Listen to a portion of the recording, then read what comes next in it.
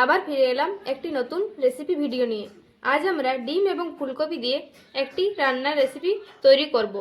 সেটি দেখার জন্য আপনাদের ভিডিওটা পুরোটা দেখতে হবে। তার জন্য ডিম, ফুলকপি এবং আলুকে সিদ্ধ করে নিয়েছি। তাহলে রেসিপিটি শুরু করা যাক। এরপর কড়াইয়ের মধ্যে তেল দিয়ে দিচ্ছি। এর মধ্যে সামান্য কিছুটা হলুদ গুঁড়ো এবং লবণ দিয়ে দিচ্ছি।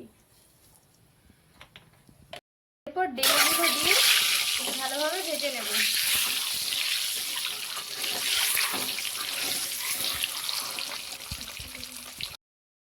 ভাজা হয়ে গেছে, এরপর তুলে নেব। এবং এই তেলের মধ্যে আলু এবং ফুলকপিটা ভালোভাবে ভেজে নেব।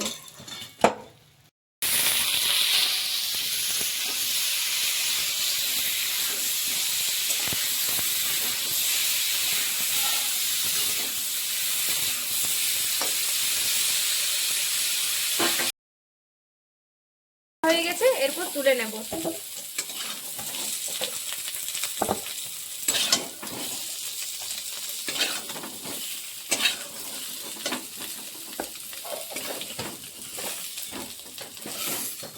ফোড়নের জন্য জিরে, শুকনো লঙ্কা এবং 5 ফোড়ন নিয়ে নিই।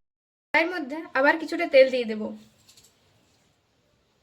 এটা গরম হয়ে গেছে, এরপর ফোড়নগুলো দিয়ে দেব। ফোড়নগুলো একটু ভেজে নেব।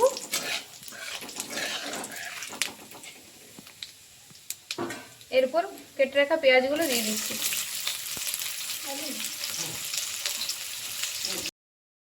দিয়ে কিছুক্ষণ ভালো করে ভাজতে থাকবো। মশলার মধ্যে নিয়েছি জিরে গুঁড়ো, ধনে গুঁড়ো এবং শুকনো লঙ্কার গুঁড়ো। তেলের মধ্যে দিয়ে দিচ্ছি।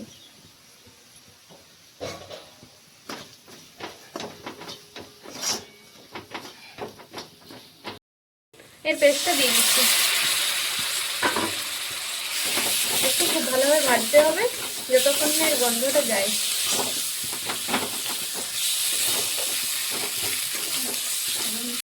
হলুদ এবং লবণ দিয়ে দিচ্ছি।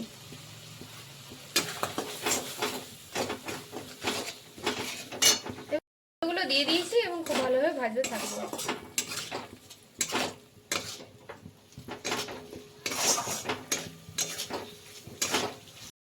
কষানো হয়ে গেছে, এরপর সবকিছু এর মধ্যে দিয়ে দেব।